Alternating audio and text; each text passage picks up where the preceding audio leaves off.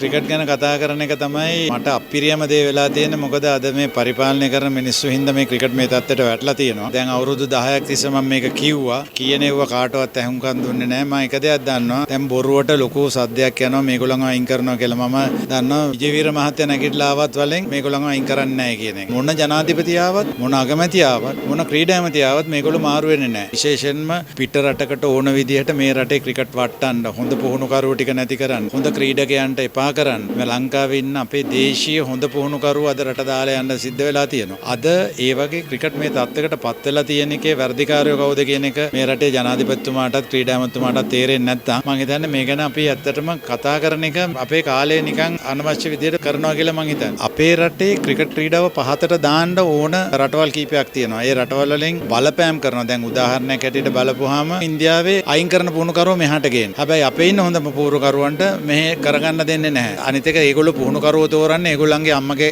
අප්පගේ බූදලේ වගේ. හරියට ඉස්සර පුහුණුකරුවෝ තෝරනකොට ක්‍රමවේදයක් තිබුණා. මේ රටේ හිටපු ප්‍රධාන ක්‍රිකට් නායකයෝ එක්ක අහුවෙලා කොයි එක්කෙනාද හොඳ කියලා ඒගොල්ලන්ගේ ඉන්ටර්විව් කරලා එහෙම තමයි කරන්නේ. අද එහෙම නෙමෙයි මේ ක්‍රිකට් ගහපු නැති පරිපාලනයක් ඇවිල්ලා ඒගොල්ලන්ට ඕන විදියට තමන්ගේ කැමති අයව දාගෙන තියෙනවා. අද ඇත්තටම බැලුවොත් මේ ක්‍රිකට් ක්‍රීඩාවෙන් හරි ගිහින් තියන්නේ මේ පරිපාලනයට විතරයි. වෙන කාටවත් නෑ. ක්‍රීඩකයොත් වැටිලා තියෙනවා, ක්‍රිකටුත් වැටිලා තියෙනවා, රටත් වැටිලා තියෙනවා. තව ඉදිරියට යනකොට අපිට ICC එකේ දෙවෙනි කාණ්ඩෙට වගේ යන තත්යකට එයි. මම පුදුම වෙන්නේ නෑ ඉදිරි කාලේදී ඇමරිකාව, එතකොට කැනඩාව වගේ රටකට පෙරදුනොත් මොකද මේ යන ක්‍රමයට ඒකත් ඉස්සරහට වෙනවා.